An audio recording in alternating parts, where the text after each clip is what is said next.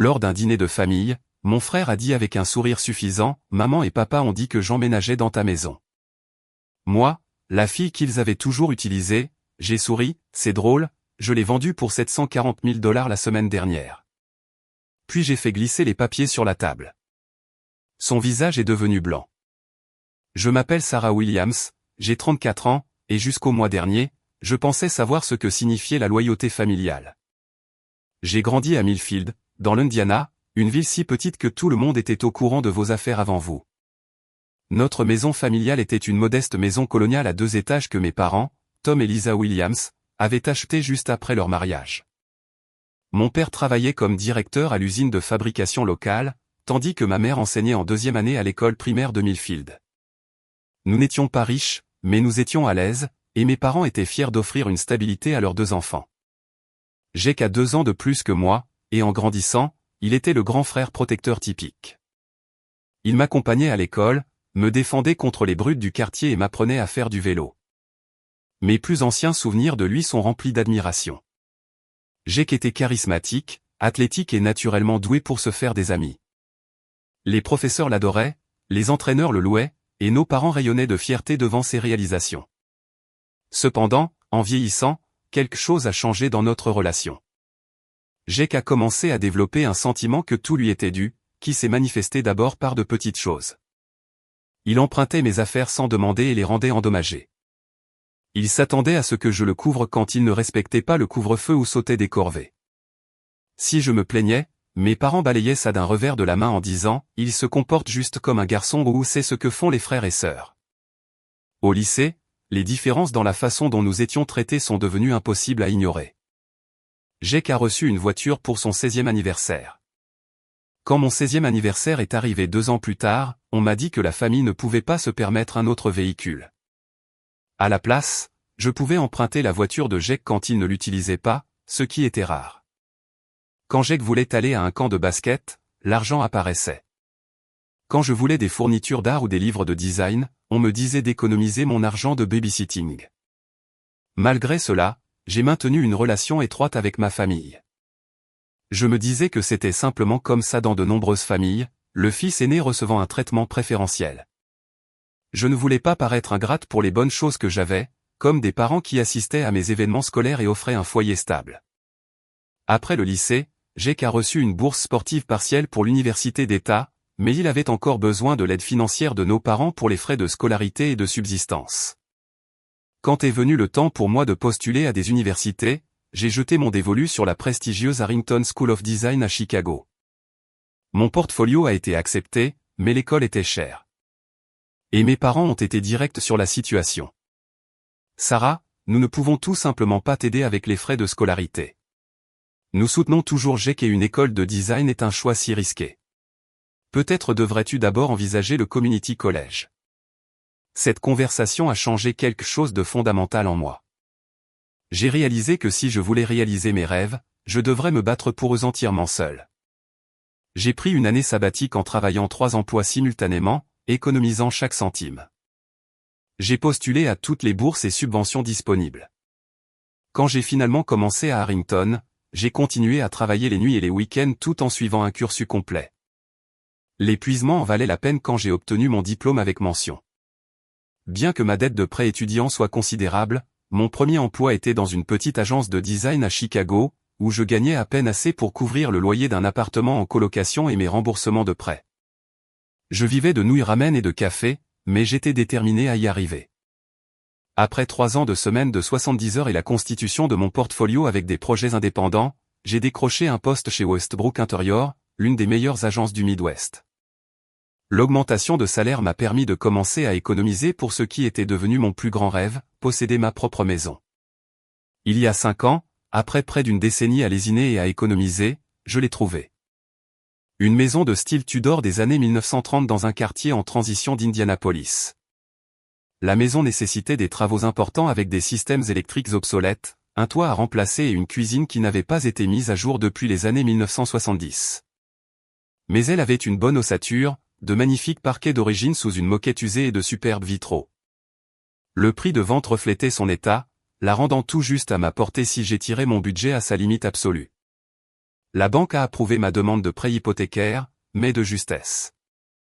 Le responsable des prêts a clairement indiqué que j'étais une candidate à risque avec ma dette de prêt étudiant considérable, malgré mon excellente cote de crédit et ma carrière en pleine croissance. Le jour où j'ai signé les papiers de clôture a été simultanément le jour le plus terrifiant et le plus exaltant de ma vie. Mes parents ont assisté à la clôture, clairement préoccupés par ma décision. « Es-tu sûre de toi, Sarah ? C'est un si gros engagement pour quelqu'un de ton âge. Et ce quartier n'est pas le plus sûr. » Jake est venu aussi, sifflant en parcourant les pièces vides. « Pas mal, Serette. Mais ça a besoin de beaucoup de travail. Tu aurais dû me consulter d'abord. J'aurais pu te trouver quelque chose de mieux. » J'ai souri et hoché la tête, sans prendre la peine de mentionner que l'entreprise de construction de Jake avait moins d'1 an et n'avait pas encore mené à bien un projet réussi. C'était mon moment, ma réussite, et je n'allais laisser personne la diminuer. La première année dans la maison a été brutale. J'ai continué à travailler à plein temps tout en passant mes soirées et mes week-ends à arracher la moquette, à décaper le papier peint et à apprendre les réparations de plomberie de base grâce à des vidéos YouTube. Je ne pouvais pas me permettre d'embaucher des entrepreneurs, alors j'ai fait tout ce que je pouvais moi-même. Pour les travaux spécialisés comme les mises à jour électriques, j'ai économisé pendant des mois avant de pouvoir engager des professionnels. Chaque pièce qui se transformait sous mes mains devenait un témoignage de ma détermination. La cuisine, autrefois un espace sombre et exigu avec des appareils électroménagers vert avocat, est devenue un lieu de rassemblement aéré avec des armoires blanches que j'ai peintes moi-même et des comptoirs que j'ai installés en un week-end de 4 jours. La salle de bain principale est passée d'un désastre moisi et fuyant à une retraite paisible avec une baignoire sur pattes que j'ai trouvée dans une cour de récupération et que j'ai restaurée minutieusement pendant 6 semaines. Pendant ces premiers jours de rénovation, l'attitude de ma famille allait de sceptique à condescendante.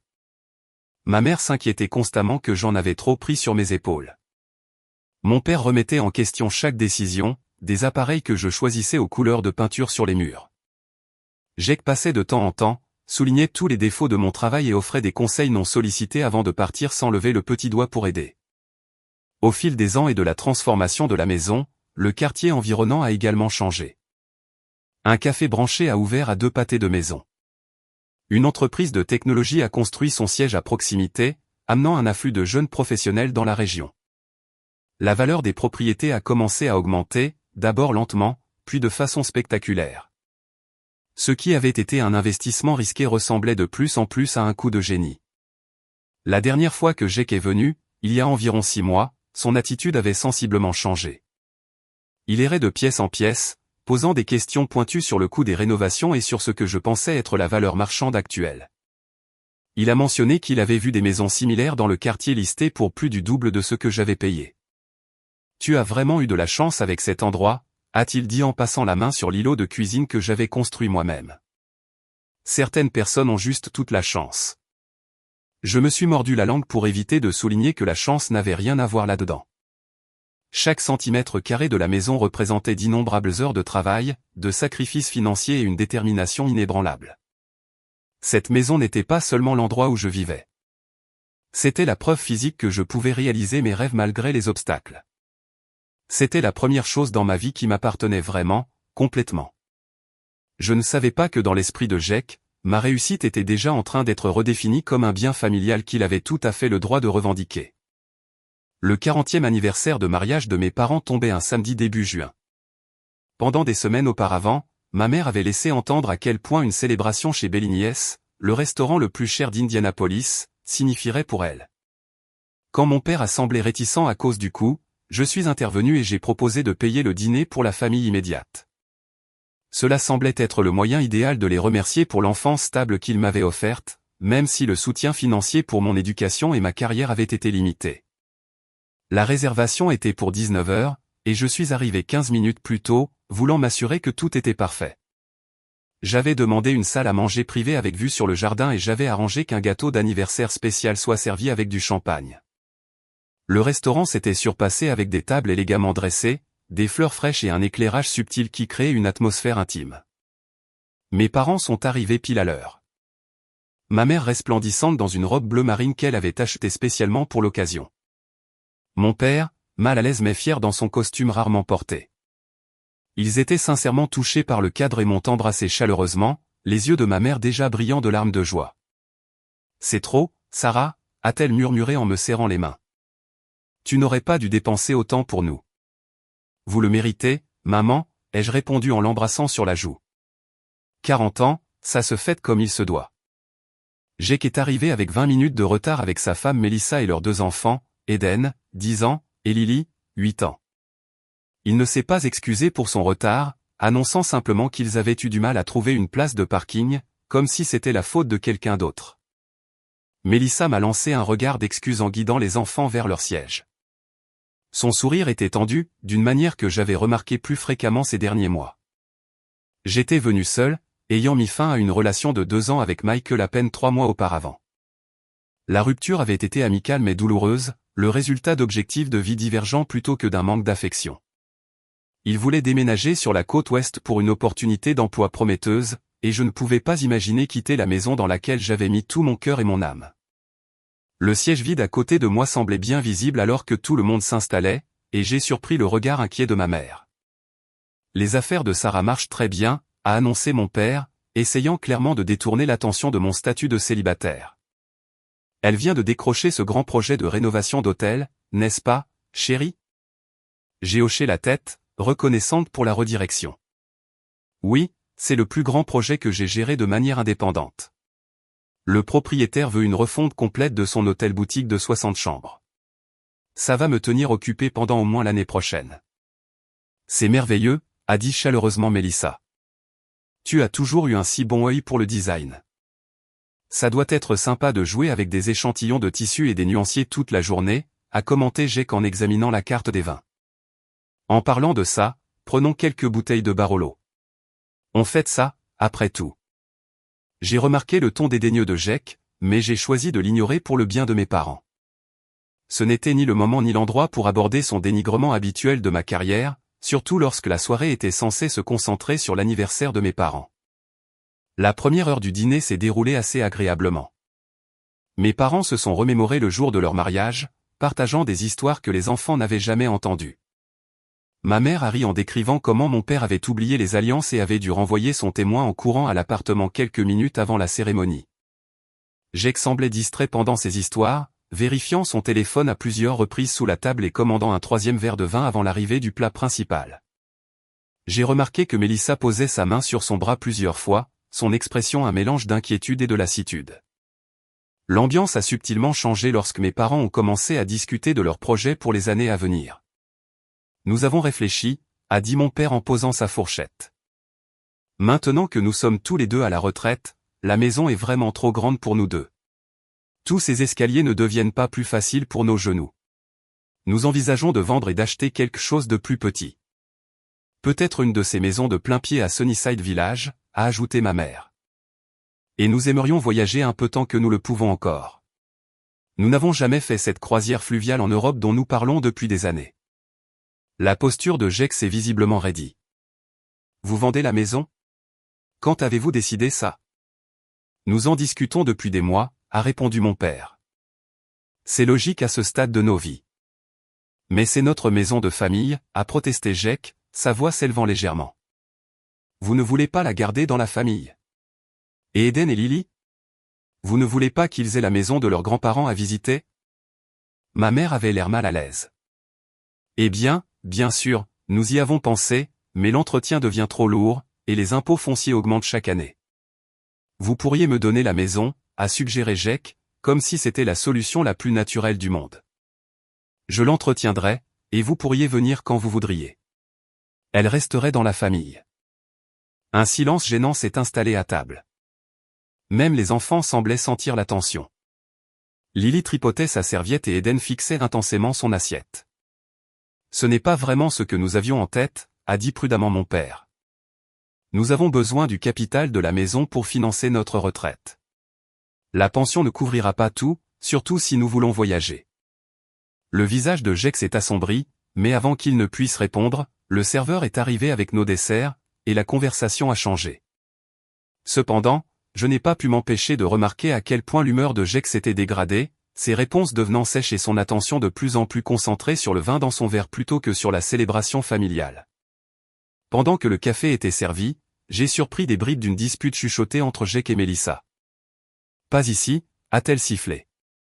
Nous avions convenu d'attendre. Les choses ont changé, a-t-il répondu, juste assez fort pour que je l'entende. Ils vendent la maison. Nous avons besoin d'options maintenant.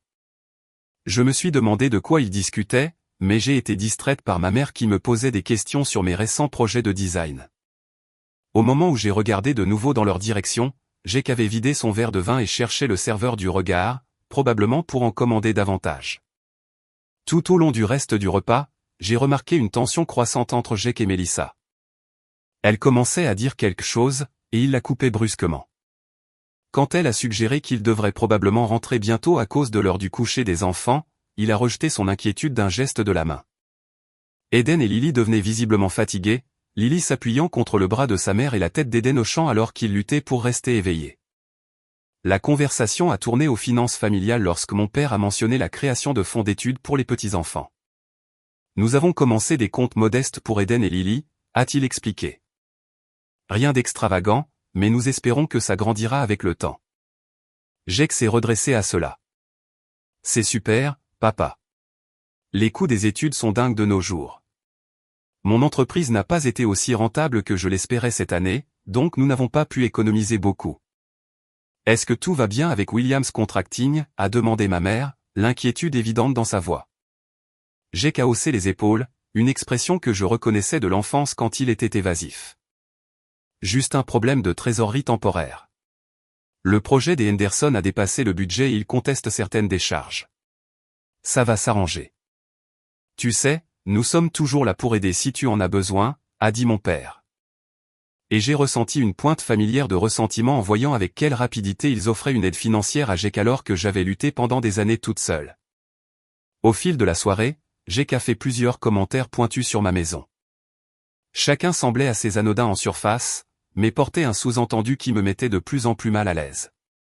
Le quartier de Sarah prend vraiment de l'ampleur, a-t-il remarqué en examinant le menu des desserts. La maison doit valoir une fortune maintenant. Elle a pris beaucoup de valeur, ai-je reconnu prudemment. Ça doit être sympa d'avoir tout cet espace juste pour toi, a-t-il poursuivi. C'est quoi? 3 chambres, 4? 3 chambres et un petit bureau, ai-je répondu, sans mentionner que le bureau était essentiel pour mes projets indépendants. Tant de place pour une seule personne, a-t-il dit, son ton le faisant sonner comme une accusation, surtout depuis que toi et Michael vous êtes séparés. Pas de perspective de remplir ces pièces supplémentaires de sitôt. J'ai senti la chaleur monter à mes joues face à ce rappel délibéré de mon statut de célibataire. J'utilise chaque pièce de cette maison, Jake. La 2e chambre sert de salle d'échantillons et de tissus, et la 3e est pour les invités. Pourtant, il a persisté. Ça semble du gaspillage, surtout quand certaines personnes sont à l'étroit dans des espaces trop petits pour leur famille. Au moment où mes parents se sont excusés pour saluer de vieux amis qu'ils avaient aperçus à une autre table, l'atmosphère agréable de la soirée s'était entièrement évaporée. J'étais assise inconfortablement en face de Jake, qui en était maintenant à son 5e verre de vin, tandis que Mélissa tentait de divertir les enfants malgré leur fatigue évidente. Je ne savais pas que les commentaires de Jake ne faisaient que préparer le terrain pour ce qui allait suivre, une revendication si audacieuse qu'elle me laisserait sans voix et changerait finalement le cours de notre famille pour toujours. Mes parents étant temporairement absents de la table, saluant leurs amis de l'autre côté du restaurant, un silence inconfortable s'est installé dans notre coin de la salle à manger. Mélissa coloriait tranquillement avec Lily sur un menu pour enfants tandis qu'Eden avait finalement succombé au sommeil, sa tête reposant contre le dossier de sa chaise. Le gâteau d'anniversaire avait été servi, les toasts avaient été portés, et à tous égards, la célébration formelle touchait à sa fin. Je calculais mentalement le pourboire et planifiais ma sortie gracieuse quand Jake s'est éclairci la gorge bruyamment. Il a posé son verre de vin avec une précision délibérée et s'est penché en avant, les coudes sur la nappe blanche, les yeux fixés sur moi avec une intensité qui m'a immédiatement mise en alerte. « Sarah, il y a quelque chose dont je dois discuter avec toi », a-t-il commencé, ses mots légèrement pâteux, mais son intention parfaitement claire. « Quelque chose d'important à propos de ta maison. » J'ai haussé un sourcil, confuse par sa formulation. « Ma maison ? Qu'est-ce qu'il y a avec elle ? » Ce n'est pas seulement à propos de ta maison, a-t-il poursuivi, jetant un bref regard à Mélissa, qui était devenue très immobile, sa main figée au milieu de l'aide à Lily pour colorier. C'est à propos de ce qui est juste pour cette famille. Jake, peut-être que ce n'est pas le meilleur moment, a murmuré Mélissa, mais il l'a écartée d'un geste de la main sans même la regarder. C'est exactement le bon moment, quand nous sommes tous ensemble pour célébrer la famille, a-t-il insisté, sa voix s'élevant suffisamment pour que les convives des tables voisines nous regardent. Sarah, je pense à ça depuis un moment maintenant. Le fait est que je mérite ta maison. La déclaration était si absurde que pendant un instant, j'ai cru qu'il plaisantait. J'ai attendu la chute, mais l'expression de Jake est restée mortellement sérieuse, même expectante, comme s'il attendait que je reconnaisse le bien-fondé de sa déclaration. Tu mérites ma maison, ai-je répété, certaine d'avoir mal entendu ou mal compris. La maison que j'ai achetée avec mon propre argent et que j'ai passé 5 ans à rénover. Jake a hoché la tête avec emphase. Exactement. Écoute, je suis le fils aîné. Dans les familles traditionnelles, la propriété familiale va au fils aîné. C'est comme ça que les choses se sont toujours faites. Mais ce n'est pas une propriété familiale, ai-je dit lentement, ayant l'impression d'être entré dans une réalité alternative bizarre. C'est ma propriété. Je l'ai achetée avec mon propre argent. Maman et papa ne la possèdent pas. C'est une technicalité, a dit Jake d'un ton dédaigneux. Le fait est que j'en ai plus besoin que toi. Tu es une personne seule. J'ai une famille, des responsabilités. J'ai remarqué que le visage de Mélissa avait rougi, ses yeux maintenant fixés fermement sur la table comme si elle souhaitait pouvoir disparaître. Les enfants, sentant la tension, s'étaient tus, Lily se pressant contre le côté de sa mère. Jake, je ne comprends pas ce que tu dis, ai-je dit, luttant pour garder ma voix égale. Suggères-tu que je devrais te donner ma maison? La maison dans laquelle j'ai mis des milliers d'heures et de dollars en rénovation? Il s'est adossé à sa chaise, écartant les bras dans un geste qui suggérait qu'il était complètement raisonnable. Pas donné exactement, plutôt partagé. Pour l'instant. Écoute, je suis dans une situation financière difficile. Les affaires ne vont pas aussi bien que je le laisse croire à maman et papa. En fait, c'est pratiquement un échec. L'aveu a flotté dans l'air un moment avant qu'il ne continue, les mots sortant plus rapidement maintenant. J'ai des dettes. Beaucoup de dettes. Quelques mauvais investissements, quelques faux pas au jeu, en essayant de me refaire. Rien que je ne puisse réparer avec le temps. Mais la banque menace de saisir notre maison, et les parents de Mélissa ne nous aideront plus après la dernière fois. Nous avons besoin d'un endroit où aller, et ta maison est la solution parfaite. Je l'ai regardé, luttant pour traiter cette information. Alors, tu veux quoi? Emménager dans ma maison. Temporairement, a-t-il dit rapidement, bien que quelque chose dans son expression suggère le contraire. Juste le temps que je me remette sur pied. Tu peux facilement louer un appartement pendant un certain temps. Tu parles toujours de comment tu pourrais vivre dans une de ces mini-maisons, n'est-ce pas? Que les biens matériels ne comptent pas tant que ça pour toi. L'utilisation tordue de mes propres mots contre moi a été comme un coup physique. Oui, j'avais occasionnellement exprimé mon admiration pour le mode de vie minimaliste, mais toujours dans le contexte d'une consommation réfléchie et d'un impact environnemental, jamais comme une volonté de céder ma maison durement gagnée. Tu veux que je quitte ma propre maison pour que toi et ta famille puissiez emménager, ai-je clarifié, ma voix à peine plus qu'un murmure. C'est ce qui a le plus de sens, a insisté Jake. Ta maison a 3 chambres plus ce bureau. Elle est dans un excellent district scolaire pour les enfants. Le jardin est parfait pour eux. Et soyons honnêtes, Sarah, tu es tombée sur une mine d'or avec cette propriété. La valeur a quoi? Doublé, triplé. Tu as eu de la chance avec le développement du quartier. Une partie de cette chance devrait profiter à toute la famille. La chance. Le mot m'a échappé comme un rire étranglé. Tu penses que la chance a rénové cette maison? Que la chance a remplacé le toit? Que la chance a arraché les cloisons sèches endommagées par l'eau et installé de nouveaux systèmes électriques? Que la chance a travaillé 80 heures par semaine pour pouvoir payer les mensualités du prêt? J'ai qu'à hausser les épaules. Tu vois ce que je veux dire. Le fait est que cet arrangement aiderait tout le monde. Maman et papa s'inquiètent pour moi, pour les enfants. S'ils savaient que tu nous aidais de cette façon, cela leur apporterait une tranquillité d'esprit pour leur retraite. Une pensée horrible m'est venue. As-tu déjà discuté de cela avec maman et papa? Son hésitation momentanée m'a tout dit. J'ai mentionné la possibilité. Ils pensent que c'est très généreux de ta part. Tu as dit à nos parents que j'avais accepté de te donner ma maison. Je n'essayais plus de garder ma voix basse. Pas donné, a-t-il corrigé à la hâte. Partagé temporairement. Bien qu'honnêtement, à long terme, il serait plus logique que tu me la cèdes à des fins fiscales. Mon comptable a mentionné certains avantages à la garder dans la famille de cette façon. J'ai pris conscience que Mélissa était en train de rassembler les affaires des enfants, ses mouvements saccadés et embarrassés. Je vais emmener les enfants à la voiture, a-t-elle murmuré à personne en particulier. Ils sont épuisés. Alors qu'elle emmenait les enfants, j'ai qu'à peine accusé réception de leur départ.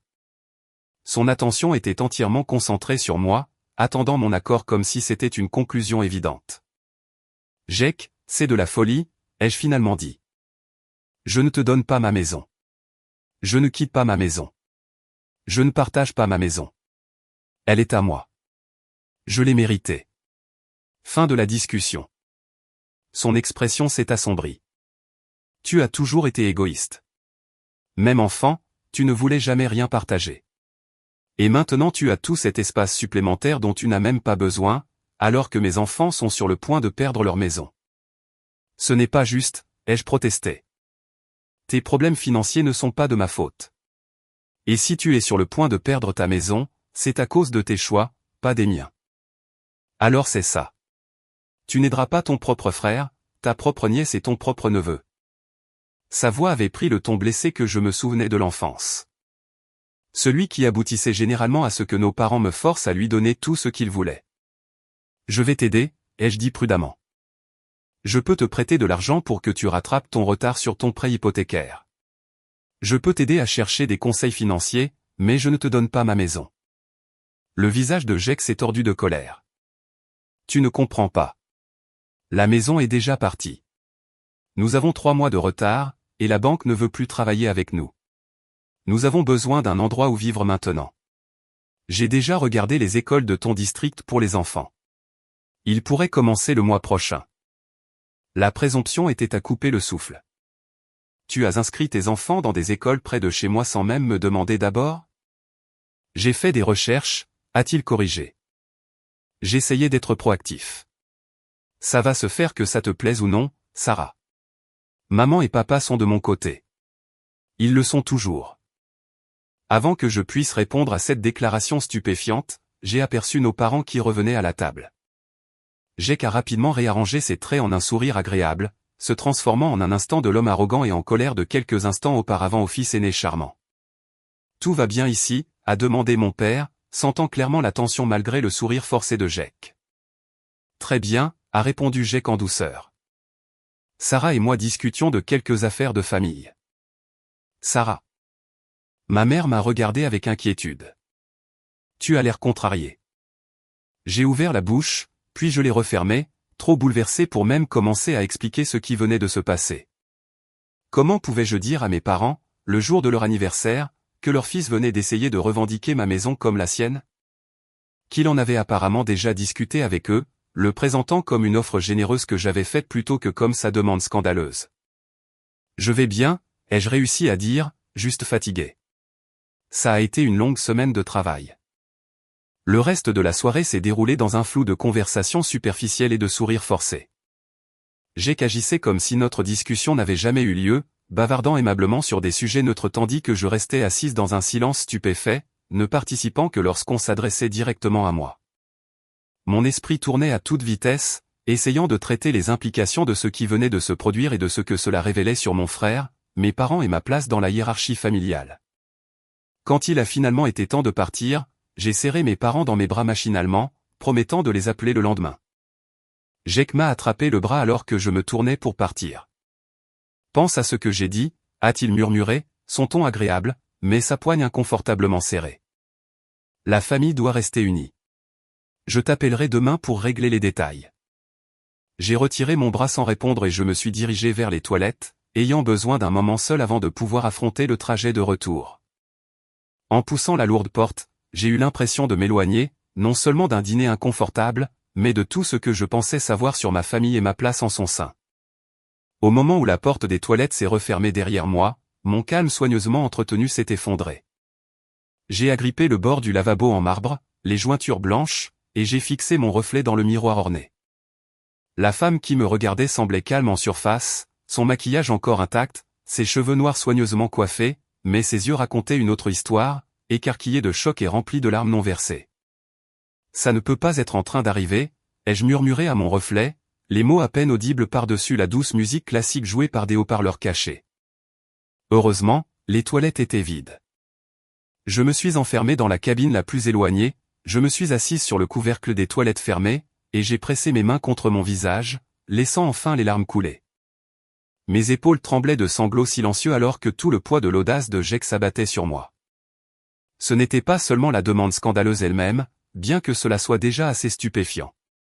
C'était le sentiment que tout lui était dû, décontracté, derrière cela. La certitude absolue qu'il avait plus de droit sur mes réalisations que moi. L'hypothèse que mes besoins, mon travail, ma propre maison étaient négociables, dispensables, moins importants que les siens. Et pire, la révélation que mes parents pourraient réellement soutenir cela, qu'ils avaient potentiellement déjà discuté et approuvé ce plan sans jamais me consulter, moi, leur fille, la propriétaire réelle de la propriété en question. Assise là, des fragments de souvenirs d'enfance m'ont submergé avec une clarté nouvelle et douloureuse. J'ai cassant mon set de dessins préféré et mes parents me disant de ne pas faire d'histoire parce qu'ils ne le faisaient pas exprès. J'ai qu'empruntant l'argent de ma demande d'inscription à l'université dans le tiroir de ma commode et mes parents me suggérant d'être compréhensif parce qu'il en avait besoin pour un rendez-vous important. J'ai que revenant vivre à la maison après l'université alors qu'on me disait qu'il n'y avait pas de place pour moi quand mon premier appartement est tombé à l'eau. Un schéma qui avait persisté toute ma vie. Soudainement mis en lumière par cet exemple le plus récent et le plus scandaleux. Jake prend.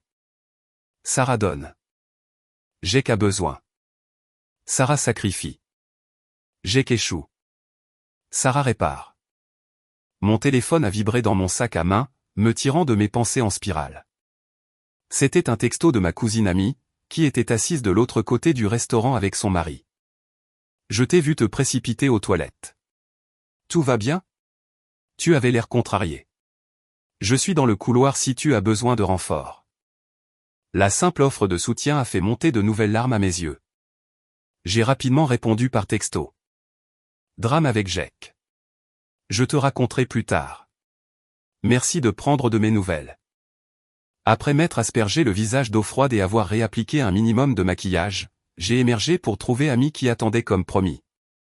Son expression inquiète s'est adoucie quand elle m'a vu. Des histoires de famille. A-t-elle demandé avec sympathie. Tu n'as aucune idée, ai-je répondu en forçant un faible sourire. Jake étant Jake, mais à un tout autre niveau. Elle m'a serré le bras. Appelle-moi demain si tu veux parler ou passer. Ben emmène les enfants chez ses parents, donc j'aurai la maison pour moi. J'ai hoché la tête avec reconnaissance, ne me faisant pas confiance pour parler davantage sans m'effondrer à nouveau. Avec une dernière pression rassurante, Amy m'a laissé me ressaisir avant de retourner dans la salle à manger. Au moment où j'ai rejoint la famille, Jake et Melissa étaient déjà partis avec les enfants, à mon grand soulagement.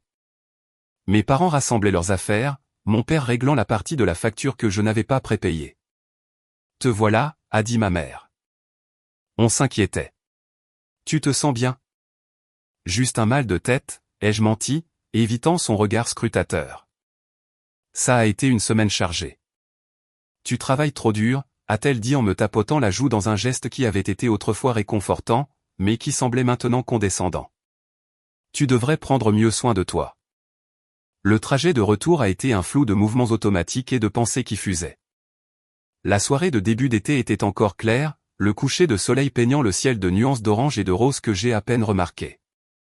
La radio jouait doucement en arrière-plan, un fouillis de sons sans signification qui ne parvenait pas à pénétrer le chaos dans mon esprit. Quand j'ai finalement tourné dans mon allée, je suis resté assise pendant plusieurs longues minutes, regardant la maison dans laquelle j'avais mis tout mon cœur et mon âme. La façade de style Tudor avec ses colombages caractéristiques.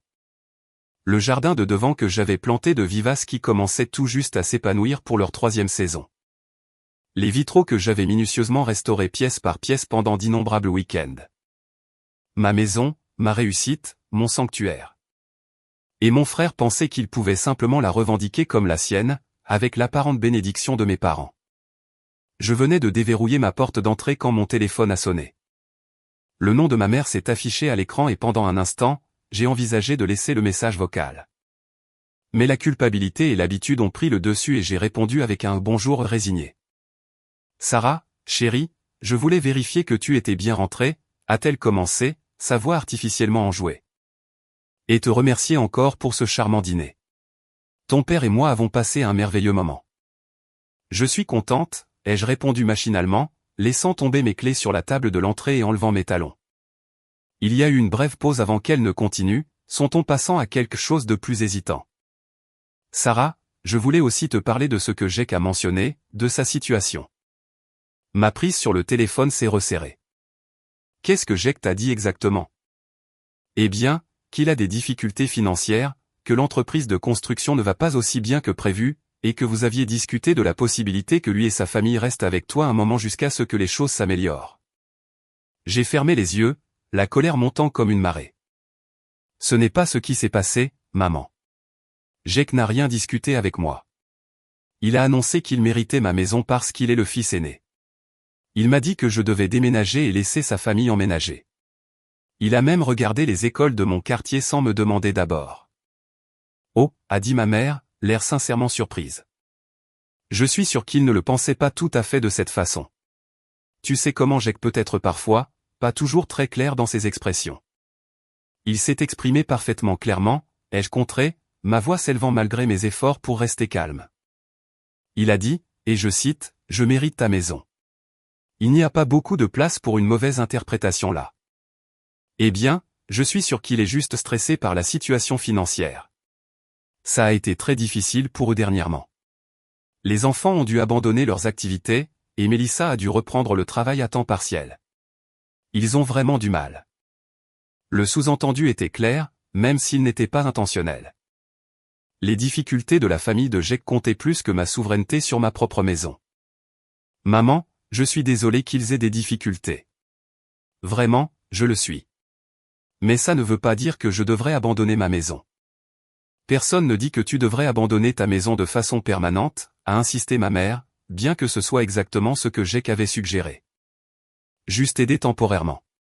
Tu as tout cet espace, et tu es seul. La famille s'entraide, Sarah.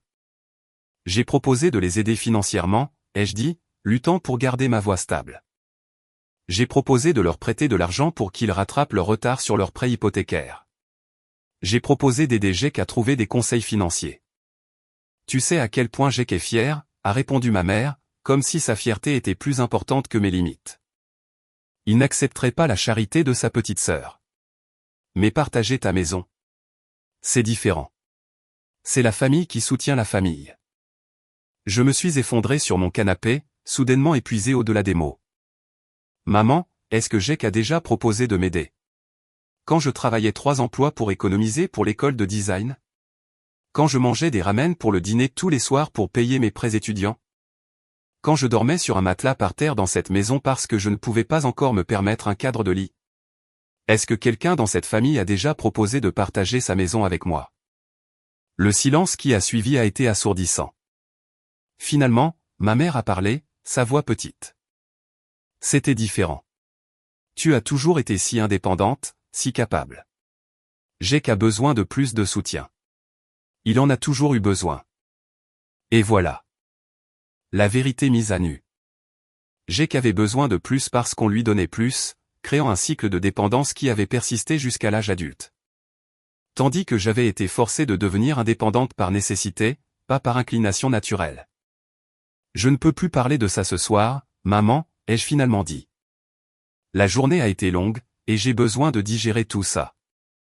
Pense-y, Sarah, a-t-elle plaidé. Pour les enfants, si rien d'autre.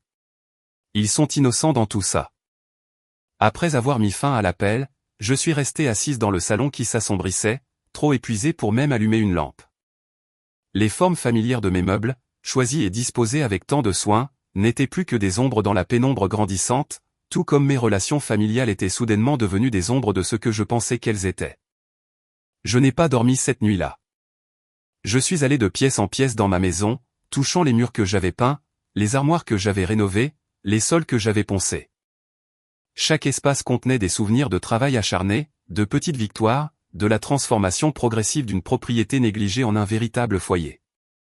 À l'aube, j'étais assise sur ma terrasse arrière, une tasse de café froid à la main, regardant le lever du soleil peindre mon jardin soigneusement entretenu d'une lumière dorée. La paix que je ressentais habituellement dans cet espace m'échappait, remplacée par une anxiété lancinante quant à ce que la journée apporterait. Je n'ai pas eu à attendre longtemps pour le savoir. À 8 heures précises, mon téléphone a de nouveau sonné. Le nom de Jake à l'écran m'a envoyé une poussée d'adrénaline, mon corps se tendant comme pour se préparer à un conflit physique. Pendant un moment, j'ai envisagé de ne pas répondre. Mais ignorer le problème ne le ferait pas disparaître. Quoi qu'il se passe avec ma famille, je devais y faire face de front. « Bonjour, Jake », ai-je répondu, ma voix délibérément neutre. « Salut, Serette », a-t-il répondu, l'air joyeux et complètement insensible à la bombe qu'il avait lâchée la nuit précédente. « J'espère que je ne t'ai pas réveillé. »« Je suis debout depuis des heures », ai-je dit sincèrement. « Super, alors on peut passer aux choses sérieuses. » J'ai réfléchi à la logistique du déménagement. Les enfants finissent l'école dans 2 semaines, ce serait donc le moment idéal pour la transition. Ça leur donnerait l'été pour s'adapter au nouveau quartier avant de commencer dans leurs nouvelles écoles à l'automne. La présomption désinvolte m'a laissé momentanément sans voix. C'était comme s'ils n'avaient pas du tout enregistré mon refus ou avaient simplement choisi de l'ignorer. « Jake », ai-je commencé prudemment. « Je pense qu'il y a eu un malentendu. Je ne quitte pas ma maison. Toi et ta famille n'emménagez pas. » Il y a eu une brève pause avant qu'il ne réponde, son ton passant de joyeux à condescendant. « Sarah, on en a discuté. C'est la solution la plus sensée pour tout le monde. J'ai déjà dit aux enfants et ils sont excités à l'idée d'avoir un plus grand jardin. Lily a particulièrement hâte que sa tante Sarah lui apprenne à décorer sa nouvelle chambre. »« Tu as dit aux enfants ?» J'étais incrédule. Sans même confirmer avec moi. « Je savais que tu serais d'accord une fois que tu y aurais réfléchi », a-t-il dit d'un ton dédaigneux. « Tu as toujours été la pragmatique. Et comme maman t'a probablement dit hier soir, c'est ce que fait la famille. On se soutient les uns les autres. Ce n'est pas du soutien, Jake. C'est de l'appropriation. Tu essaies de prendre quelque chose qui n'est pas à toi, auquel tu n'as aucun droit. Ne sois pas si dramatique, a-t-il raillé. C'est juste une maison. Tu pourras en avoir une autre quand le marché se calmera. Ou louer. Tu voyages toujours pour le travail de toute façon. Un petit appartement serait plus pratique pour ton style de vie. » J'ai pris une profonde inspiration, luttant pour maintenir mon calme. « Jake, écoute attentivement. Je ne te donne pas ma maison. Ni temporairement, ni définitivement. Cette discussion est terminée. »« Tu es déraisonnable », a-t-il claqué, sa façade amicale s'évaporant instantanément. « Maman et papa sont d'accord avec moi. Ils pensent que tu es égoïste, à accumuler tout cet espace alors que ta famille en a besoin. »« Alors maman et papa ont tort aussi », ai-je répondu, me surprenant par la fermeté de ma voix. « C'est ma maison. Je l'ai achetée. Je l'ai rénovée. Je paie le prêt hypothécaire. Personne ne peut exiger que je l'abandonne. Pas même la famille. Surtout pas la famille. »« Ce n'est pas fini », a averti Jake, son ton maintenant ouvertement hostile. « Tu as toujours été l'enfant chéri, pensant que tu es meilleur que tout le monde avec ton diplôme chic et ta petite maison parfaite. Mais la famille veille sur la famille, Sarah. Si tu ne peux pas comprendre ça, peut-être que tu ne fais pas vraiment partie de cette famille du tout. » L'appel s'est terminé brusquement, me laissant regarder mon téléphone, choqué. La menace était à peine voilée, mais indubitable. Se conformer à ses exigences ou risquer d'être ostracisé de la famille.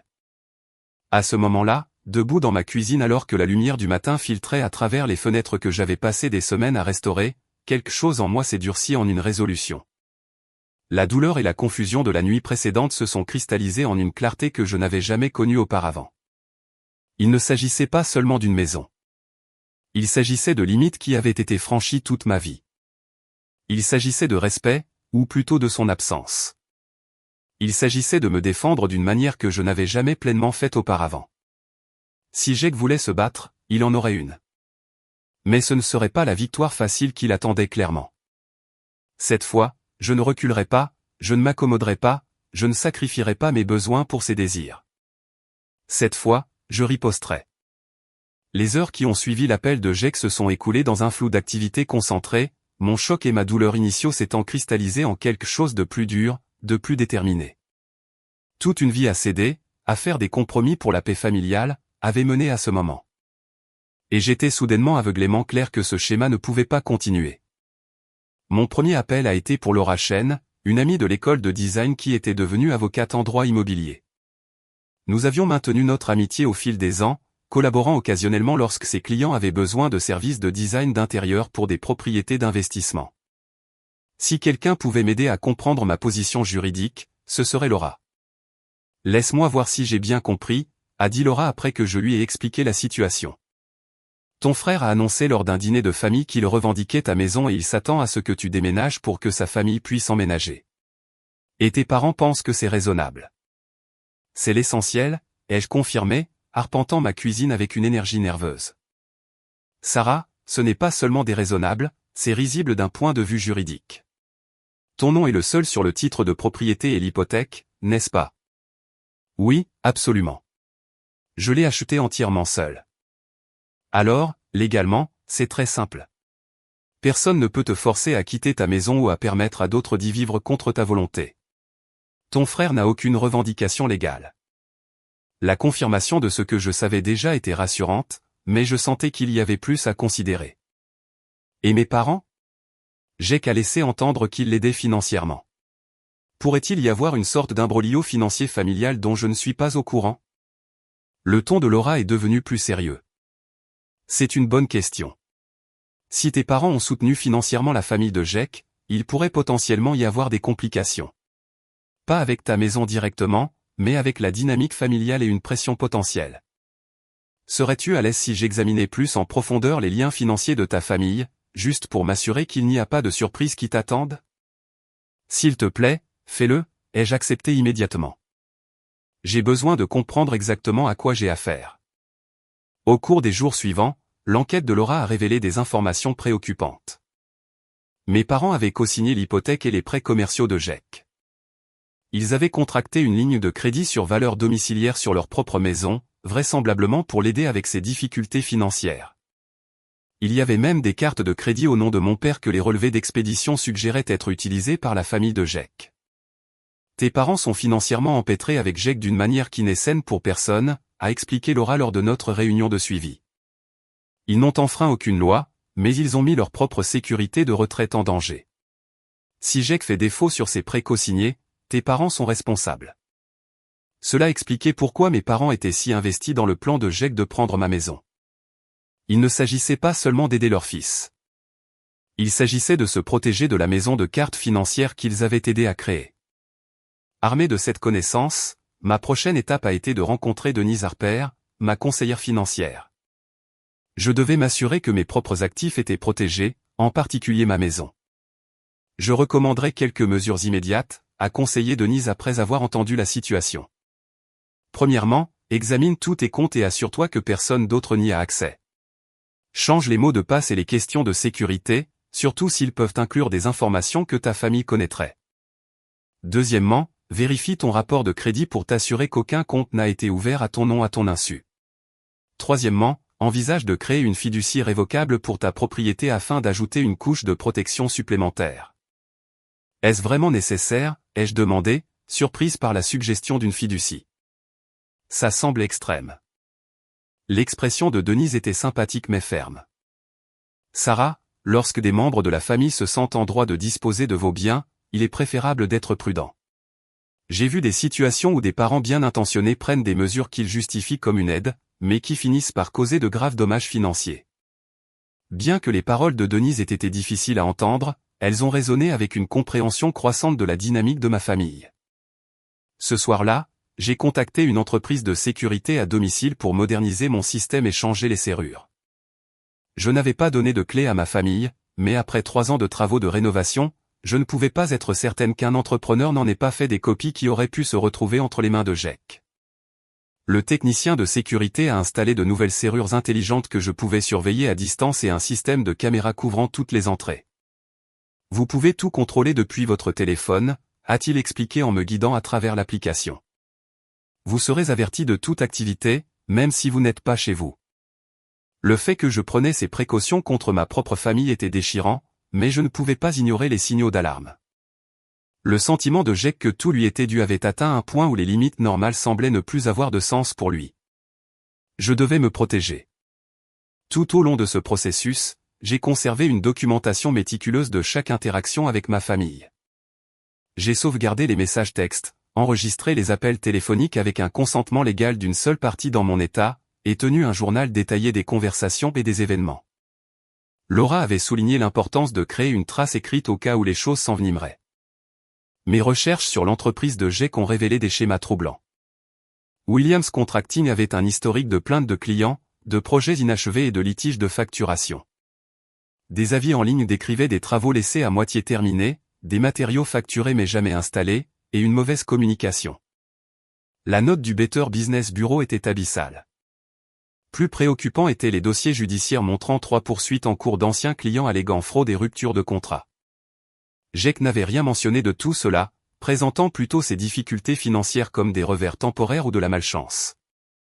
En creusant plus profondément, j'ai découvert des entreprises précédentes qui avaient échoué dans des circonstances similaires. Avant la construction, Jake avait tenté de lancer un magasin d'équipements sportifs, un food truck et un service d'aménagement paysager. Chacun avait suivi le même schéma, enthousiasme initial, demande d'investissement familial, problème croissant, et finalement abandon pour l'idée suivante. Le schéma était douloureusement clair. Jake n'était pas seulement mauvais en affaires. Il avait développé un style de vie dépendant des renflouements des membres de la famille, principalement nos parents. Et maintenant, confronté à la plus grande crise financière de sa vie, il avait jeté son dévolu sur ma maison comme le renflouement ultime. Avec toutes ces informations rassemblées, j'ai pris rendez-vous avec le docteur Marcus, le thérapeute que je voyais occasionnellement depuis ma rupture avec Michael. J'avais besoin d'aide pour gérer l'impact émotionnel de cette crise familiale et me préparer à la confrontation que je savais imminente. Ce que vous décrivez est un système familial classique avec des dynamiques malsaines, a observé le docteur Marcus après que je lui ai expliqué la situation. Votre frère a été cantonné dans le rôle du preneur tandis qu'on vous a assigné le rôle de la donneuse. Ces schémas se forment généralement dans l'enfance et peuvent être extrêmement difficiles à briser. Comment puis-je le briser, ai-je demandé, désespéré de recevoir des conseils. Je ne peux pas lui donner ma maison, mais je ne veux pas non plus perdre ma famille. La clé est d'établir des limites claires et fermes tout en gérant vos réponses émotionnelles, a-t-il expliqué. Lorsque vous rencontrerez votre famille, ils utiliseront probablement des déclencheurs émotionnels sur lesquels ils se sont appuyés toute votre vie. La culpabilité étant l'outil principal. Ils présenteront votre refus comme égoïste, insensible ou une trahison des valeurs familiales. C'est déjà en train de se produire, ai-je confirmé, me souvenant des paroles de ma mère sur l'entraide familiale. Le plus important est de rester calme et cohérente. Je suggère de créer un script avec des déclarations spécifiques et non négociables. Répétez-les jusqu'à ce qu'elles deviennent automatiques, de sorte que même lorsque vous êtes émotionnellement déclenché, vous puissiez vous rabattre sur ces réponses préparées. Au cours des 2 séances de thérapie suivantes, nous avons développé un script de limite complet. Des déclarations simples et claires auxquelles je pouvais revenir lorsque les conversations devenaient émotionnellement chargées. Je vous aime, mais je ne renoncerai pas à ma maison. Ma maison n'est pas disponible pour que vous y viviez. Je suis prête à aider d'autres manières, mais pas avec le logement. Cette décision est définitive et n'est pas ouverte à la négociation. Le docteur Marcus m'a également aidé à me préparer aux tactiques de culpabilisation qui viendraient inévitablement.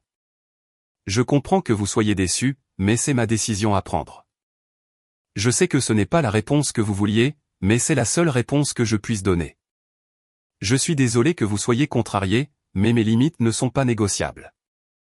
Nous avons joué divers scénarios, le docteur Marcus endossant les rôles de mon frère et de mes parents, me lançant toutes les tactiques de manipulation émotionnelle possibles pendant que je m'entraînais à maintenir des limites calmes et claires.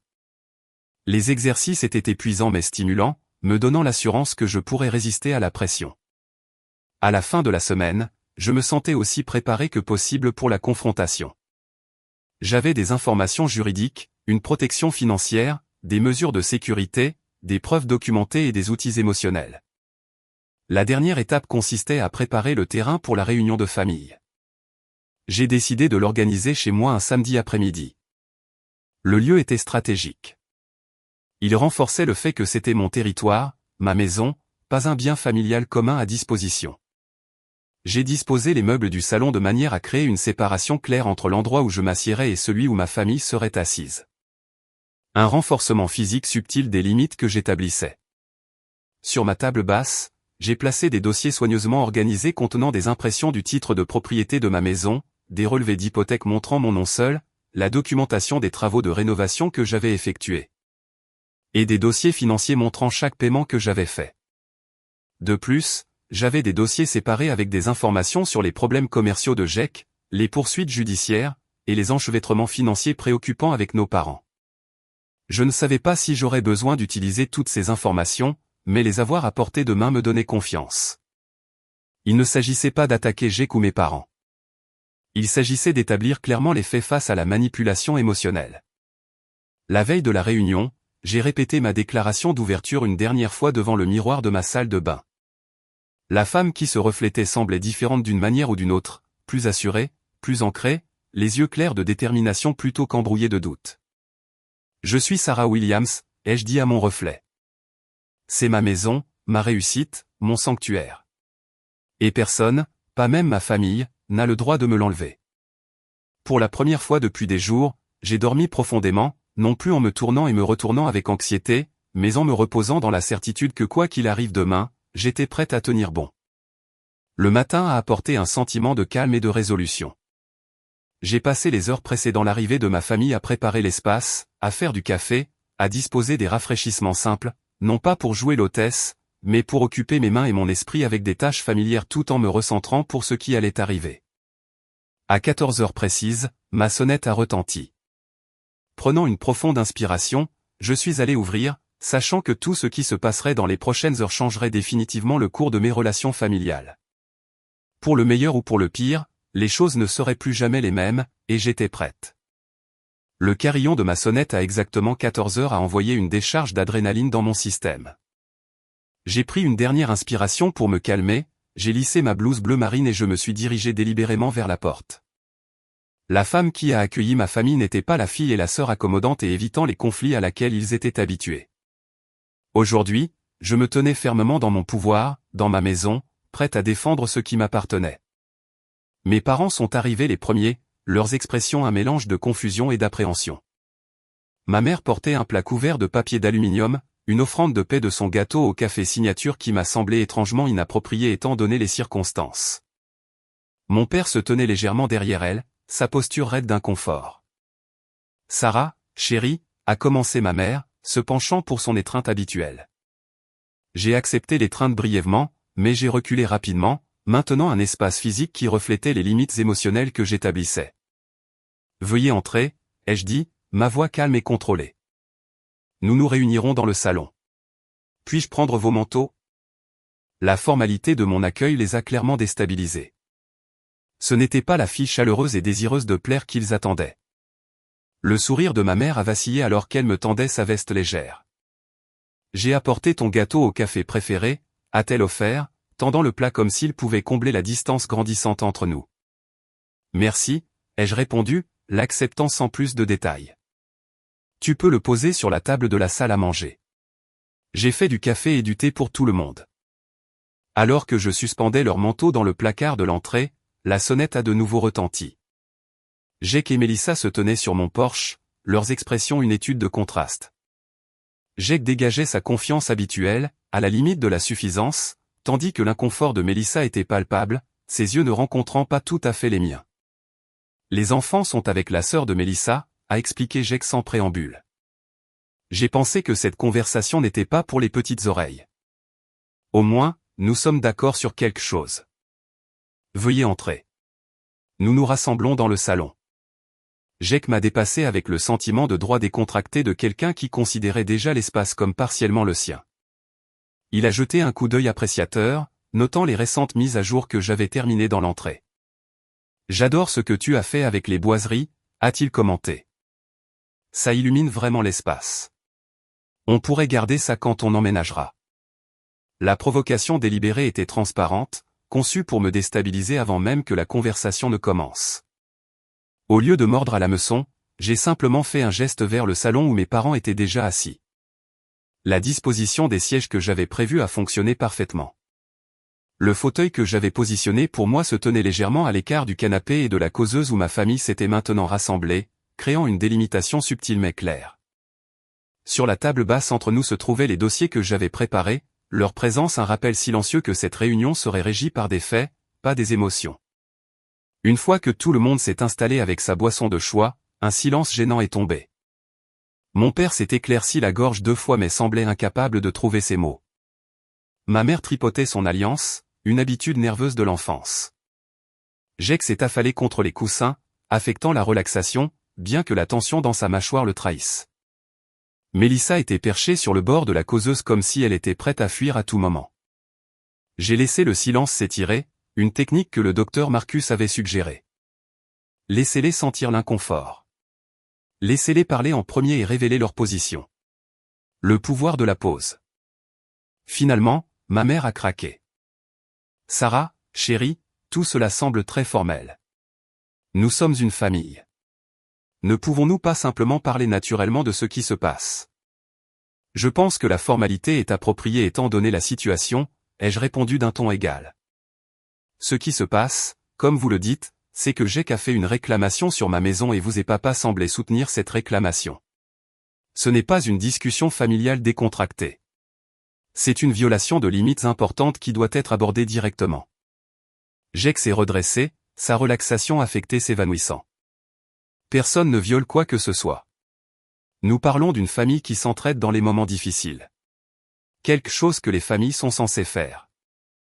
J'ai rencontré son regard fixement. Je suis d'accord que les familles devraient se soutenir, mais ce que tu demandes n'est pas du soutien. C'est l'appropriation de quelque chose qui ne t'appartient pas. Sarah, a interjeté mon père, son ton conciliant. Ton frère est dans une situation financière difficile. Sa famille a besoin d'un foyer stable. Tu as de l'espace supplémentaire. Cela semble être une solution raisonnable à un problème temporaire. Vraiment, ai-je demandé, attrapant le premier dossier. Parlons des problèmes temporaires. J'ai extrait plusieurs pages de documentation et les ai posées sur la table. Ce sont des dossiers des entreprises de Jake au cours de la dernière décennie. 3 entreprises en faillite avant la société de construction. Chacune suivant le même schéma de mauvaise gestion financière. Le visage de Jake est devenu rouge foncé. Tu n'avais aucun droit de fouiller dans mes affaires privées. Quand tu as essayé de revendiquer ma maison, tu as fait de tes affaires mes préoccupations, ai-je contré calmement. Ce ne sont plus des affaires privées. Ce sont des faits pertinents pour la discussion que tu as initiée. Je me suis tourné vers une page spécifique, la faisant glisser vers mes parents. Ceci est un résumé du soutien financier que vous avez fourni à Jake et à ses entreprises au cours des 5 dernières années.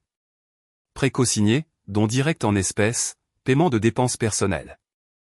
Selon mon estimation prudente, cela totalise plus de 120 000 $. Ma mère a eu un hoquet, sa main volant à sa bouche. L'expression de mon père s'est durcie alors qu'il fixait le chiffre entouré de rouge au bas de la page. Où as-tu obtenu ces chiffres, a-t-il demandé. Certains proviennent de registres publics, d'autres de conversations avec Jake au fil des ans où il a mentionné votre aide, d'autres de choses que vous et maman m'avez dites directement. Je crois qu'ils sont exacts, mais corrigez-moi si je me trompe. Mon père n'a rien dit, ce qui m'a tout dit. Le chiffre était exact, peut-être même conservateur. Je me suis tourné vers un autre dossier, extrayant un ensemble différent de documents. Pour comparaison, voici un relevé du soutien financier qui m'a été fourni pendant la même période. J'ai fait glisser la feuille unique vers l'avant, une page blanche avec seulement un 0 bien en évidence au centre. C'est différent, a protesté ma mère. Tu n'as jamais eu besoin de notre aide. Tu as toujours été si indépendante. Je n'étais pas indépendante par choix, ai-je clarifié, ma voix tendue malgré mes efforts pour rester calme. J'étais indépendante par nécessité. Quand j'ai eu besoin d'aide pour les frais de scolarité de l'école de design, vous avez dit que vous ne pouviez pas vous le permettre parce que vous souteniez Jake. Quand j'ai eu besoin d'un endroit où rester après l'université, vous avez dit qu'il n'y avait pas de place parce que Jake était revenu à la maison. Quand j'ai acheté cette maison et que je dormais sur un matelas par terre parce que je ne pouvais pas me permettre de meubles, personne n'a offert d'aide. Jake a ricané. Alors, c'est une question de jalousie. Tu refuses d'aider ma famille parce que tu es amer que maman et papa m'aient plus aidé que toi. Ce n'est pas une question de jalousie, ai-je répondu, refusant d'être entraîné dans une dispute émotionnelle. C'est une question de schéma. Des schémas qui ont créé une dynamique malsaine où tu t'attends à être renfloué plutôt qu'à faire face aux conséquences de tes choix. J'ai ouvert un autre dossier, révélant des impressions de documents judiciaires. Ce sont les poursuites judiciaires actuelles contre Williams Contracting pour fraude, rupture de contrat et travail de qualité inférieure. 3 clients distincts ont intenté une action en justice parce que vous avez pris leur argent et n'avez pas terminé les rénovations promises. Mélissa a eu un léger hoquet, se tournant vers Jake avec de grands yeux choqués. Tu as dit que c'était juste des malentendus. Tu m'as dit qu'ils avaient été résolus. Le visage de Jake s'est tordu de rage. Tu n'avais absolument aucun droit d'étaler mes affaires privées devant ma femme. C'est une violation totale de la vie privée. Non, Jake, ai-je dit fermement. Une violation de la vie privée serait quelqu'un qui essaie de me forcer à quitter ma propre maison. Ce que je fais, c'est établir des faits pertinents pour la discussion que tu as commencée quand tu as revendiqué ma maison au dîner. Je me suis tourné vers mon dossier suivant, sortant mon titre de propriété et mes documents hypothécaires. Ces documents montrent que je suis la seule propriétaire de cette propriété. Je l'ai achetée avec mon propre argent. J'ai effectué chaque paiement hypothécaire moi-même. J'ai investi des milliers d'heures et de dollars dans les rénovations, toute seule. J'ai placé chaque document soigneusement sur la table pendant que je parlais, construisant une représentation physique de mon cas.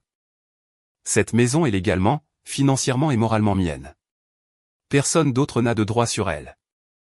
Les documents légaux ne l'emportent pas sur l'obligation familiale, a argumenté mon père, bien qu'avec moins de conviction qu'auparavant. L'obligation familiale fonctionne dans les deux sens, ai-je contré. Elle inclut le respect des limites et le soutien à l'indépendance et aux réalisations de chacun, pas seulement des renflouements financiers. Jake a soudainement frappé la table basse de sa main, faisant vibrer les tasses. Assez avec les papiers et les leçons. Ce n'est pas un tribunal. C'est une famille qui essaie de garder un toit sur la tête de ses enfants. Vas-tu vraiment laisser ta nièce et ton neveu perdre leur maison alors que tu as les moyens de les aider? L'appel émotionnel était exactement ce pourquoi le docteur Marcus m'avait préparé, visant directement mon sentiment de culpabilité et de loyauté familiale. Jake, ai-je dit calmement, j'ai proposé de t'aider financièrement à rattraper tes paiements hypothécaires. J'ai proposé de te mettre en contact avec des conseillers financiers. J'ai offert plusieurs formes de soutien qui n'impliquent pas d'abandonner ma maison. Tu les as toutes rejetées. Parce qu'elles sont insultantes, a-t-il crié. Je n'ai pas besoin de ta charité ou de tes conseils financiers. J'ai besoin d'espace pour ma famille pendant que je me remets sur pied. Ce que tu décris n'est pas une aide temporaire, ai-je répondu. C'est une solution permanente à des problèmes que tu as créés par des années de mauvaise gestion financière, et elle se fait à mes dépens, pas aux tiens. Je me suis tourné vers mes parents. Maman, papa, j'ai besoin que vous compreniez quelque chose clairement. Je ne renoncerai pas à ma maison. Ni temporairement, ni définitivement. Jake et sa famille n'emménageront pas ici. Ce n'est pas négociable. Les yeux de ma mère se sont remplis de larmes. Sarah, s'il te plaît, pense aux enfants. Ils sont innocents dans tout ça. Je pense aux enfants, les jeux assurés. C'est pourquoi j'ai offert une aide financière pour les garder dans leur maison et leur école actuelle. C'est Jake qui a rejeté cette aide. Mon père s'est penché en avant, son expression sévère. Sarah Elizabeth Williams, nous t'avons mieux élevé que ça. La famille passe avant tout. Toujours. Ton frère a besoin de toi et tu lui tournes le dos. L'utilisation de mon nom complet, l'appel à mon éducation, l'accusation de trahison, toutes des tactiques prévisibles dont le docteur Marcus m'avait averti. J'ai pris une profonde inspiration avant de répondre. J'aime ma famille, ai-je dit d'un ton égal. Mais aimer quelqu'un ne signifie pas permettre des schémas nuisibles. Ça ne signifie pas sacrifier mon bien-être pour les mauvais choix de quelqu'un d'autre.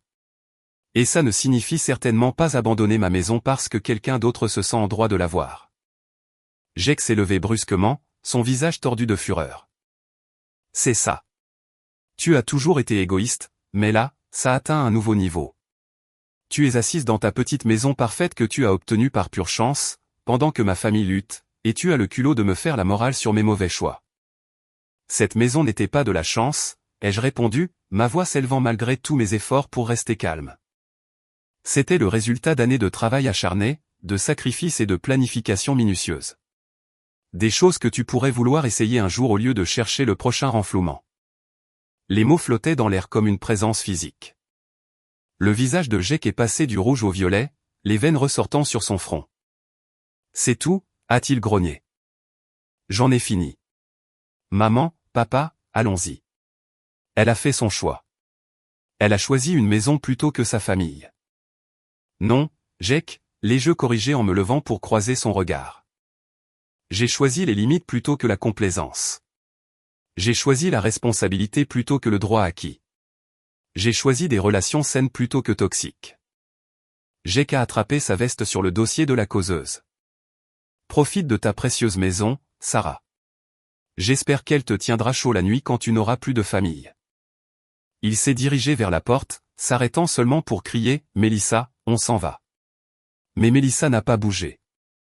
Elle était assise, figée, sur le bord de la causeuse, le visage pâle, les yeux fixés sur les documents judiciaires sur la table. Mélissa. La voix de Jake contenait un avertissement. Elle a levé les yeux, d'abord vers lui, puis vers moi, puis vers mes parents. Je ne savais pas, a-t-elle murmuré. Pour les poursuites, pour l'argent que tes parents nous ont donné. Il m'a dit que c'était des prêts de la banque, des investissements commerciaux. L'expression de Jake est passée de la rage à l'alarme. Mélissa, on discutera de ça à la maison. Ce n'est pas le moment. Non, a-t-elle dit, sa voix gagnant en force. Je pense que c'est exactement le moment. Je soupçonne que les choses n'allaient pas bien avec nos finances depuis des mois, mais tu continues de balayer mes questions. Tu m'as dit que Sarah avait proposé de nous laisser rester ici, que c'était son idée. Mélissa a sifflé Jake. Pas ici. Elle l'a ignoré, se tournant vers moi. Je suis tellement désolé, Sarah. Je n'avais aucune idée qu'il essayait de prendre ta maison. Il m'a dit que tu avais suggéré que nous emménagions temporairement parce que tu prévoyais de voyager pour le travail. La révélation flottait dans l'air, une confirmation finale de la manipulation de Jake. Les expressions de mes parents sont passées de la déception à la confusion, puis aux premières lueurs de compréhension. Il a dit quoi? A demandé mon père, sa voix dangereusement calme. Mélissa a regardé ses mains. Il nous a dit que Sarah avait offert sa maison parce qu'elle prévoyait une mission de travail de 6 mois en Europe et ne voulait pas la laisser vide.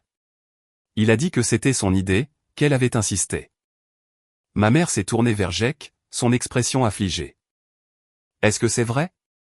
Tu nous as menti sur ce que Sarah avait offert?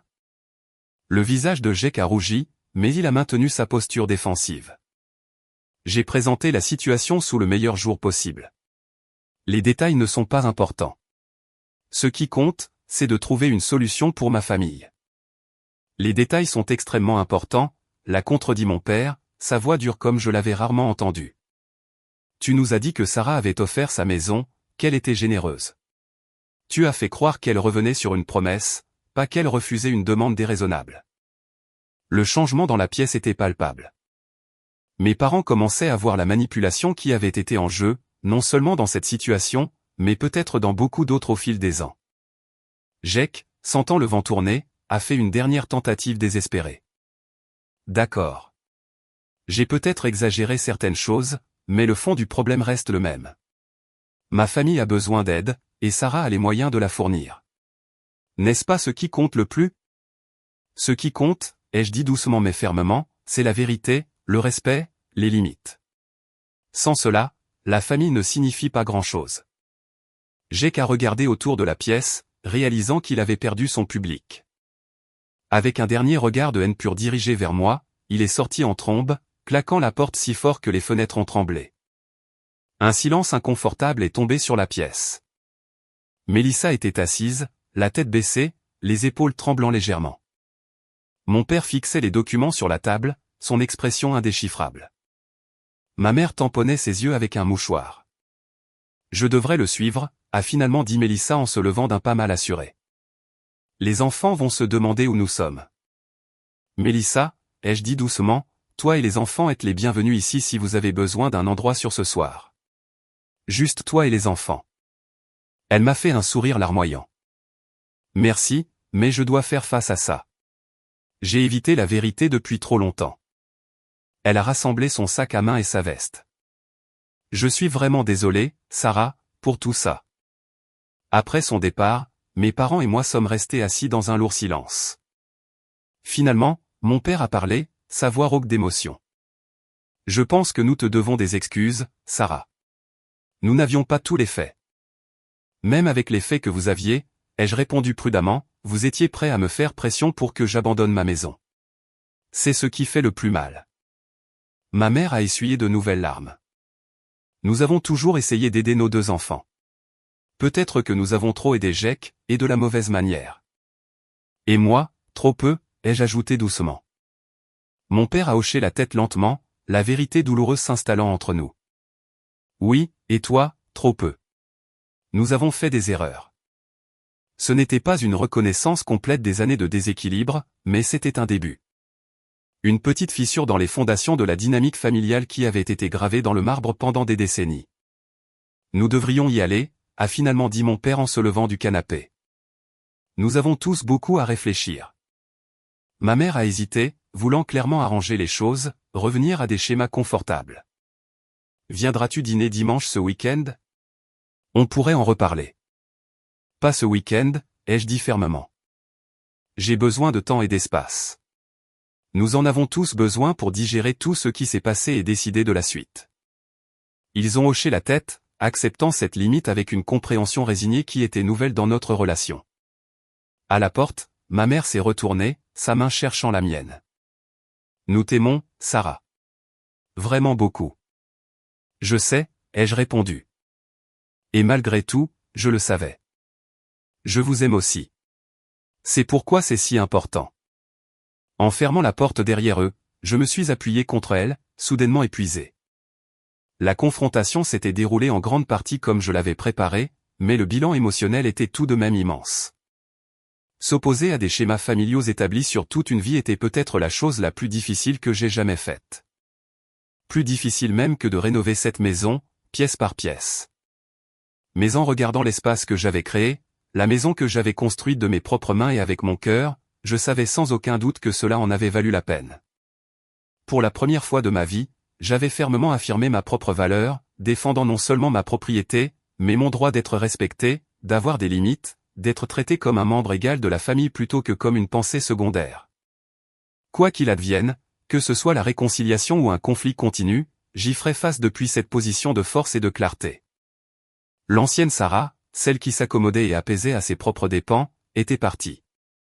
À sa place se tenait une femme qui comprenait sa valeur et n'accepterait rien de moins que le respect qu'elle méritait. Les jours qui ont suivi la confrontation ont été étrangement calmes.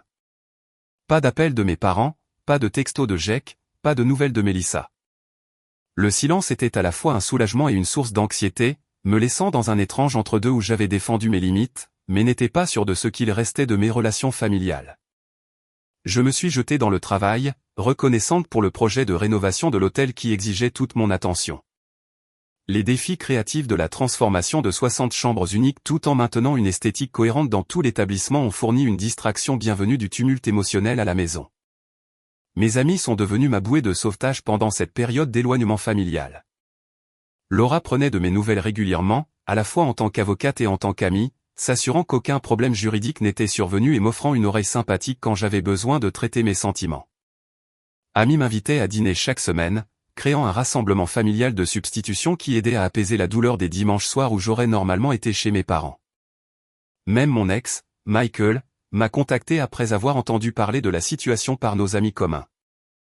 Son message de soutien m'a rappelé que des liens attentionnés existaient en dehors de ma famille biologique, que j'avais construit un réseau de personnes qui m'appréciaient pour ce que j'étais exactement. 3 semaines après la confrontation, mon téléphone a sonné avec le numéro de ma mère. Je l'ai fixé pendant plusieurs sonneries, le cœur battant, avant de finalement répondre avec un prudent « Allô, Sarah ». La voix de ma mère semblait plus petite, moins assurée que ce à quoi j'étais habitué. Je me demandais si tu serais libre pour déjeuner demain. Juste nous deux. La demande était hésitante, presque timide, si différente de son hypothèse confiante habituelle que la famille trouverait toujours du temps l'un pour l'autre. Le changement était subtil mais significatif. Je peux déjeuner, ai-je accepté, me surprenant de ma propre préparation pour ce premier pas timide vers la réconciliation. Il y a un nouveau café sur Maple Street que je voulais essayer. Ça semble charmant, a répondu ma mère, un soulagement audible dans sa voix. Disons midi? Nous nous sommes rencontrés au Bluebird Café, un espace lumineux et aéré avec de grandes fenêtres et un décor minimal. Je suis arrivé en avance, choisissant une table dans le coin qui offrait une certaine intimité pour ce qui promettait d'être une conversation difficile. Quand ma mère est entrée, j'ai été frappé par son air fatigué, les rides autour de ses yeux plus profondes que dans mon souvenir, ses épaules légèrement voûtées comme si elle portait un poids invisible. « Sarah » a-t-elle dit en m'embrassant brièvement avant de s'asseoir. « Merci d'avoir accepté de me rencontrer. » La gêne entre nous était palpable alors que nous commandions, échangeant des commentaires guindés sur le menu et le temps. Une fois notre nourriture arrivée, ma mère a mis sa fourchette de côté sans prendre une bouchée, et m'a regardé directement. « Je te dois des excuses » a-t-elle commencé, sa voix stable malgré l'émotion évidente dans ses yeux.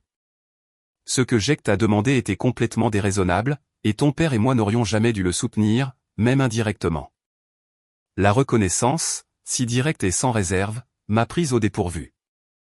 Je m'étais préparé à des excuses, à des tentatives de minimiser ou de justifier leur comportement. Cette acceptation directe de la responsabilité était inattendue. « Merci de dire ça », ai-je répondu prudemment. « Ça signifie beaucoup d'entendre que tu le reconnais. Ton père et moi avons eu de nombreuses conversations difficiles depuis ce jour chez toi, a-t-elle poursuivi. Nous avons réalisé que nous avons permis les mauvais choix de Jake pendant des années, intervenant toujours pour régler ses problèmes au lieu de le laisser faire face aux conséquences. Et ce faisant, nous avons été injustes envers toi. Elle a tendu la main sur la table, sa main couvrant la mienne. Tu avais raison quand tu as dit que nous soutenions plus Jake que toi. À l'époque, nous nous disions que c'était parce que tu étais plus capable, plus indépendante. Mais la vérité, c'est que tu es devenue indépendante parce que tu le devais, parce que nous n'étions pas là pour toi comme nous aurions dû l'être. Des larmes me sont montées aux yeux. La validation de mon expérience, à la fois douloureuse et guérissante. Ça a été dur, ai-je admis, de voir Jake recevoir un soutien qui n'a jamais été disponible pour moi, peu importe à quel point je travaillais dur ou à quel point je réussissais. Ma mère a hoché la tête, ses propres yeux brillants. Je ne peux pas changer le passé, Sarah. Je ne peux pas revenir en arrière et être la mère que tu méritais pendant ces années. Mais je peux reconnaître le mal que nous avons causé, et je peux faire mieux à l'avenir si tu m'en donnes la chance. Nous avons parlé pendant près de 3 heures, notre nourriture refroidissant alors que nous naviguions à travers des années de douleur et d'incompréhension inexprimée. Ma mère a partagé son point de vue. Comment le charisme et les crises constantes de Jake avaient consumé leur attention et leurs ressources, créant une dynamique où celui qui se plaint le plus obtient toujours ce qu'il veut, tandis que ma détermination tranquille était tenue pour acquise. Ton père a été élevé dans une famille où les fils étaient prioritaires, a-t-elle expliqué, non pas comme une excuse, mais comme un contexte. Il a répété le schéma sans même s'en rendre compte. Et j'ai suivi, croyant toujours que nous finirions par équilibrer les choses d'une manière ou d'une autre. Au moment où nous nous sommes séparés, quelque chose de fondamental avait changé entre nous. L'air avait été purifié, des vérités douloureuses reconnues. Ce n'était pas une résolution complète, mais c'était un début, une fondation sur laquelle nous pourrions peut-être construire une relation plus saine. Mon père a mis plus de temps à se faire à l'idée. Il a fallu encore 2 semaines avant qu'il ne me contacte, m'invitant à le rencontrer pour un café un samedi matin. Ses excuses étaient moins éloquentes que celles de ma mère, mais non moins sincères, livrées de sa manière caractéristique et directe. « Je me suis trompé, Sarah » a-t-il dit simplement. « J'ai favorisé ton frère. Je ne le voyais pas à l'époque, mais je le vois maintenant. Et je suis désolé. » Venant d'un homme qui admettait rarement ses erreurs, ces mots avaient un poids immense. Nous avons passé la matinée à parler de ma maison. Mon père montrant enfin un intérêt sincère pour les travaux de rénovation que j'avais effectués, posant des questions détaillées sur les changements structurels et les mises à jour électriques. Pour la première fois, il voyait ma maison non pas comme une marchandise qui pourrait résoudre les problèmes de Jake, mais comme la réussite qu'elle était vraiment. « Tu as fait du bon travail ici » a-t-il dit en nous séparant. « Vraiment du bon travail. Je suis fier de toi. » Des mots que j'avais aspiré à entendre toute ma vie, finalement prononcés avec une appréciation sincère plutôt que l'éloge superficiel auquel j'étais habitué. L'absence de Jake de la famille a continué. Selon ma mère, il avait coupé la communication avec eux après qu'ils aient refusé de lui fournir une aide financière supplémentaire. Des rumeurs nous sont parvenues par la famille élargie qu'il s'était inscrit à un programme de réhabilitation pour dépendance aux jeux, bien qu'aucun de nous ne puisse le confirmer directement. Le développement le plus surprenant est venu de Mélissa, qui m'a appelé de manière inattendue environ un mois après la confrontation. J'ai qu'à déménager, m'a-t-elle informé sans préambule. J'ai enfin vu toute l'étendue de notre situation financière. Les dettes de jeu, les prêts, tout. Je lui ai donné un ultimatum. Se faire aider ou partir. Il a choisi de partir. Je suis tellement désolé, Mélissa, ai-je dit, sincèrement préoccupé pour elle et les enfants. Est-ce que toi et les enfants allaient bien? On se débrouille, a-t-elle répondu avec une force nouvelle dans sa voix. Mes parents nous aident temporairement, et j'ai repris l'enseignement à plein temps. C'est en fait un soulagement d'avoir à nouveau le contrôle de nos finances, de savoir exactement où nous en sommes, même si ce n'est pas joli. Elle a fait une pause avant d'ajouter, j'ai qu'avait tort sur tellement de choses, mais surtout sur toi. Tu n'es pas égoïste de protéger ce qui est à toi. Tu es intelligente et courageuse. J'aurais dû être plus comme toi il y a des années. 6 mois après la confrontation, mes parents ont organisé un petit dîner de famille. Jake n'était pas présent, mais l'absence de tension était palpable. Nous avons parlé ouvertement des derniers mois, des changements dans nos relations, du processus continu de guérison des blessures familiales qui avaient suppuré pendant des décennies.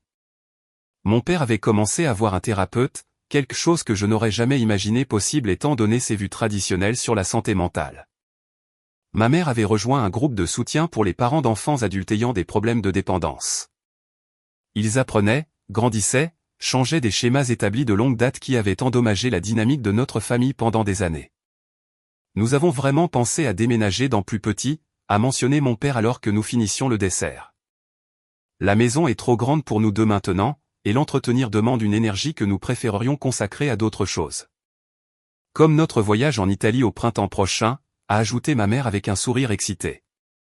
Nous avons toujours parlé de voir Rome, et nous le faisons enfin. J'ai ressenti un bonheur sincère pour eux, libéré du ressentiment qui aurait pu autrefois colorer ma réaction à leur projet. Ils reprenaient leur vie en main, se concentrant sur leurs propres besoins et rêves plutôt que de gérer constamment les crises de Jake.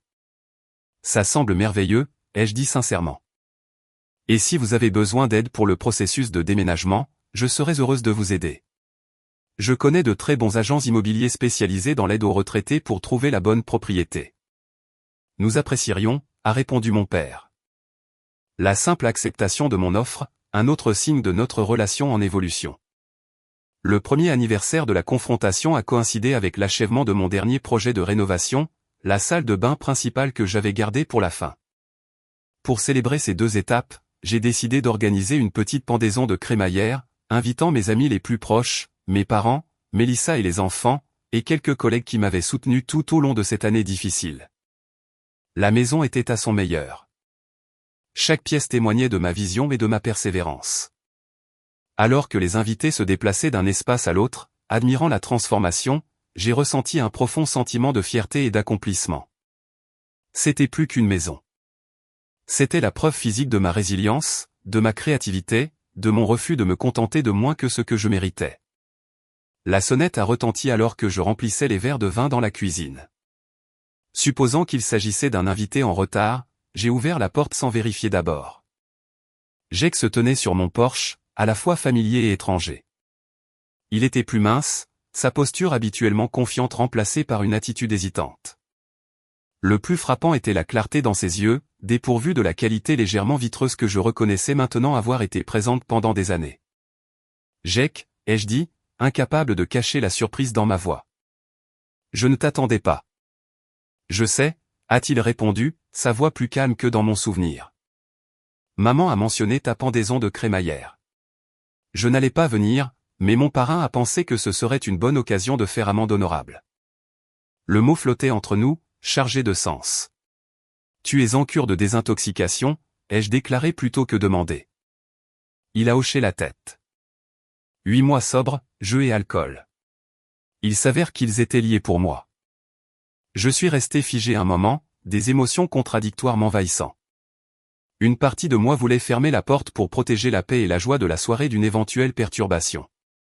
Une autre partie reconnaissait le courage qu'il avait dû lui falloir pour venir ici, dans cette maison qu'il avait essayé de revendiquer, pour faire face à la sœur qu'il avait si profondément lésée. « Voudrais-tu entrer ?» ai-je finalement demandé, m'écartant pour faire de la place dans l'embrasure de la porte. « Si ça ne te dérange pas, » a-t-il répondu, avec une humilité dans son ton que je n'avais jamais entendue auparavant. « Je ne resterai pas longtemps. Je voulais juste te voir, te dire des choses que j'ai besoin de dire. » La fête continuait autour de nous alors que nous trouvions un coin tranquille sur la terrasse arrière, l'air du soir frais mais agréable. Jake a décliné l'offre d'un verre, n'acceptant que de l'eau. Nous sommes restés assis dans un silence gêné pendant plusieurs instants avant qu'il ne parle. « Je te dois des excuses, Sarah. De vraies excuses. Ce que j'ai fait était inexcusable. Essayer de prendre ta maison, manipuler maman et papa, mentir à Mélissa à ce sujet. Tout ça. J'étais noyé sous les dettes et la dépendance. Et je me suis convaincu que prendre ce qui était à toi était en quelque sorte justifié. Ce n'était pas le cas. Ça ne l'aurait jamais été. » Ces mots étaient clairement répétés, mais néanmoins sincères, faisant partie du processus formel d'amende honorable que je savais être au cœur des programmes de rétablissement. « J'apprécie que tu dises ça, » ai-je répondu, surprise de mon calme. C'était une période terrible pour nous tous. J'ai eu beaucoup de temps pour réfléchir au schéma, a poursuivi Jake. À la façon dont j'ai toujours attendu d'être renfloué, que mes problèmes soient résolus par quelqu'un d'autre. À la façon dont j'ai profité des gens qui se soucient de moi, surtout toi. Il m'a regardé directement, ses yeux clairs et présents d'une manière qu'ils ne l'avaient pas été depuis des années. Je n'attends pas de pardon. Je ne l'ai pas mérité. Mais je voulais que tu saches que je travaille sur moi-même, que j'essaie de devenir quelqu'un qui ne blesse plus les gens autour de lui. La sincérité dans sa voix a touché quelque chose en moi. Une petite graine d'espoir qu'un changement sincère était peut-être possible, même dans des relations que j'avais abandonnées. Le rétablissement est un travail difficile, ai-je reconnu. Je respecte le fait que tu le fasses. La chose la plus difficile que j'ai jamais faite, a-t-il admis, mais nécessaire. J'ai presque tout perdu, Sarah. Mon mariage, ma maison, ma relation avec mes enfants, mon entreprise. La seule chose qui m'a fait réagir, c'est quand tu m'as tenu tête. Quand quelqu'un ne m'a finalement pas sauvé de moi-même. L'ironie ne m'a pas échappé. En refusant de donner à Jake ce qu'il voulait, je lui avais par inadvertance donné ce dont il avait besoin, une conséquence suffisamment importante pour briser son déni. Comment vont les choses avec Mélissa et les enfants, ai-je demandé, sincèrement préoccupé. Compliqué, a-t-il soupiré. Je vois les enfants 2 fois par semaine. Visite supervisée pour l'instant. Mélissa a été incroyablement forte à travers tout ça. Elle fait un excellent travail avec eux. Mieux que je ne l'ai jamais fait, si je suis honnête. De l'intérieur, je pouvais entendre des rires alors que ma mère finissait apparemment de raconter une histoire. Le son de la joie et de la connexion filtré par la fenêtre ouverte, rappel de tout ce pourquoi je m'étais battu pour préserver et construire. Voudrais-tu rester, ai-je offert, me surprenant moi-même. Il y a de la nourriture, et je sais que maman et papa seraient heureux de te voir. J'ai qu'à secouer la tête. Pas ce soir. C'est ta célébration. Je voulais juste dire ce que j'avais sur le cœur et te laisser profiter de ta soirée. Il s'est levé pour partir, puis s'est arrêté. Ta maison est vraiment magnifique, Sarah. Tu as créé quelque chose de spécial ici. Quelque chose qui t'appartient entièrement. Je suis content que tu ne m'aies pas laissé te prendre ça. Après son départ, je suis resté sur la terrasse pendant plusieurs minutes, digérant la rencontre inattendue. La colère que j'avais portée pendant si longtemps semblait plus légère d'une manière ou d'une autre. Pas disparue, mais transformée en quelque chose de moins dévorant. Les excuses de Jake n'avaient pas effacé le passé, mais elles avaient ouvert une petite porte vers un avenir possible où la guérison pourrait continuer. Quand j'ai rejoint mes invités, ma mère a croisé mon regard avec une expression interrogatrice. C'était Jake que j'ai vu partir ? Oui, ai-je confirmé. Il est venu s'excuser. Ses yeux se sont écarquillés. De vraies excuses ? Je pense que oui, ai-je hoché la tête. Un début, au moins. Elle m'a serré la main. Tu es plus forte que moi, Sarah. Après tout ce qu'il t'a fait subir. Il ne s'agit pas de pardonner et d'oublier, ai-je expliqué. Il s'agit de reconnaître ce qui s'est passé et de choisir comment avancer, à mes conditions cette fois.